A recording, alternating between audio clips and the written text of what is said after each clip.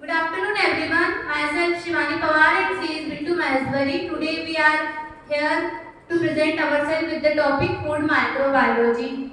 The term food microbiology, we all are aware about it. It is made up of two words, food and microbiology. Food means any kind of substance which provide nutrition for us, for our development, metabolism, maintenance, growth, repairment. And microbiology, it is a subject in which we study microorganism or the organism which we can't see with naked eyes.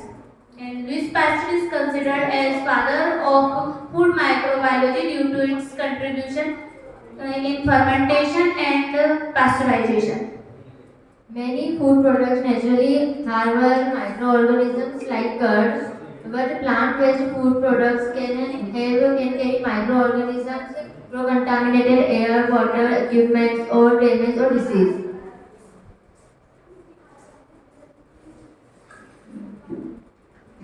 Microbes are both good and bad for us. Good because they are beneficial for us and bad due to their disease-causing nature. So microbes, the interaction between microorganisms and food give beneficial to human and also result in the deterioration of food like spoilage. For example, Two species of Penicillium fungus are named after cheese. One of them is Penicillium roquefort, which give blue color to cheese. how microorganisms deteriorate the food. Microorganisms first enter the food or food products, then they use the food as their nutrient, and then they start synthesizing enzymes and cause off flavors to food. We will know about spoilage later. A minute later. As I told before, microbes are both good and bad for us. Good because they are helpful for us in food bioprocessing, food biopreservation, and probiotics, and bad or undesirable because of foodborne disease and food spoilage. In food bioprocessing, food-grade microorganisms are used to produce food products using animal or plant foods. The biggest example of food bioprocessing is fermentation. Because of fermentation, we can make different types of beverages or different food products like yogurt, curd, etc. Food biopreservation. In food biopreservation, beneficial bacteria are added to prevent food from spoilage or to get rid of harmful microbes. Lactic acid bacteria is most commonly used due to its good property that it is harmless for us. LAB release antimicrobials such as lactic and acetic acid, hydrogen peroxide, and peptic bacteriocides that stop spoilage and inhibit the growth of unwanted microbes. Another example of benefits of microorganisms in food industry is the production of probiotics. Probiotics are life supplements of bacteria. They provide health benefits to humans, like they increase immunity and provide improve digestion. Example of probiotics are yogurt, cheese, and nowadays milk baby is also used as probiotic with the insertion of bacteria like lactobacillus, acidophilus, and bifidus. Undesirable bacteria. Foodborne diseases are caused due to the taking of contaminated food. Foodborne disease is a disease caused by the consumption of contaminant during various stages of handling between the process and consumption by means of pathogenic microbes like bacteria, mold, and virus which change the texture, taste, and color of food and contaminate them and cause disease to us if we consume them. Food spoilage. It is the condition in which food get spoiled or become unfit for us. If we take it, then we get several diseases. Food spoilage is caused by many factors. For example, physical factor, chemical factor, biological factor, enzymatic factor. Food, according to the spoilage condition, food is considered into three groups: perishable, non-perishable, semi-perishable. Perishable food are those which get contaminated in 2 or 3 hours, like milk, vegetables, etc. And semi-perishable substance of food are those which, if handled properly, can exist more than 1 or 2 weeks.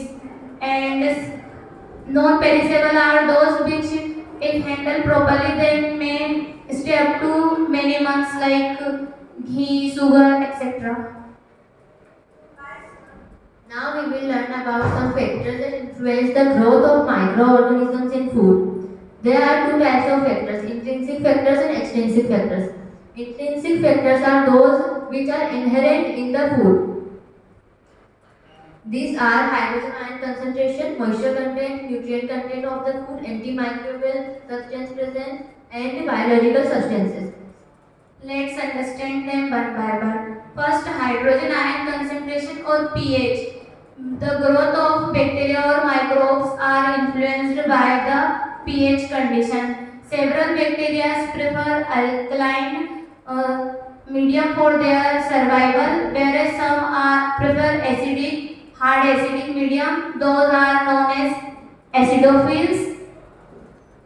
Moisture content. Microorganisms also need water for their growth and development. In food, they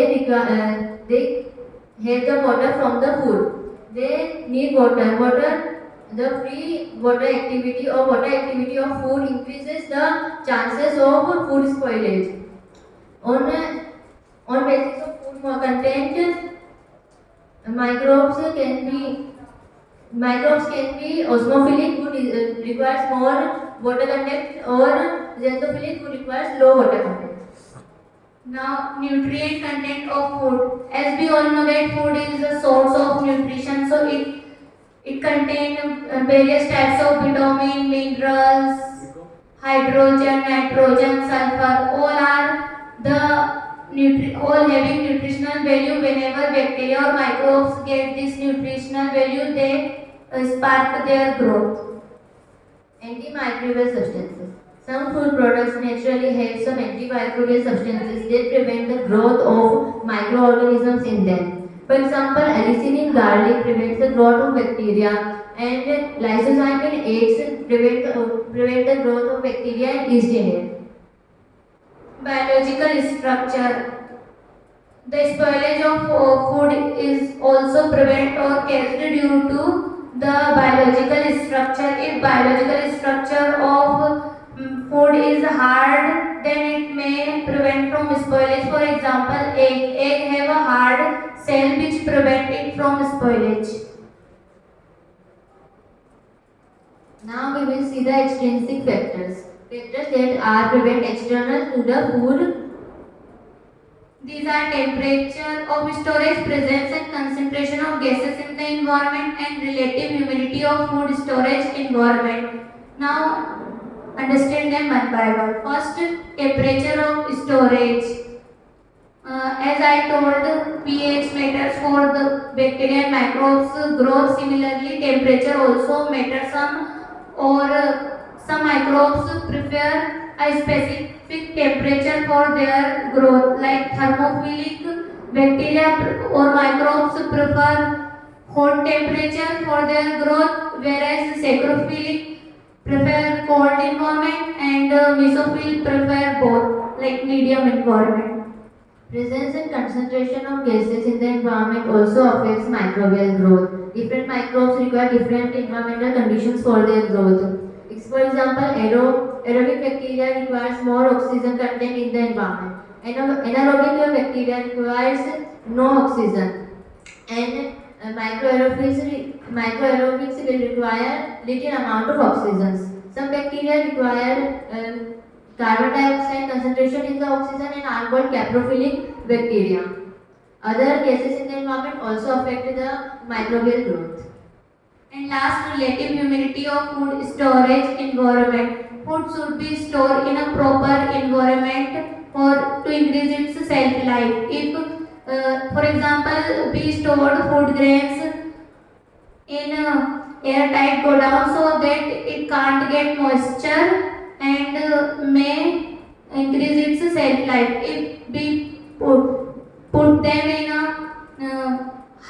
area of high humidity, then they get humidity or increase their water activity from environment and may get spoiled. Now let's come to the conclusion. Food microbiology is a very wide and interesting subject, as we have seen. So, with the knowledge of all these topics, we can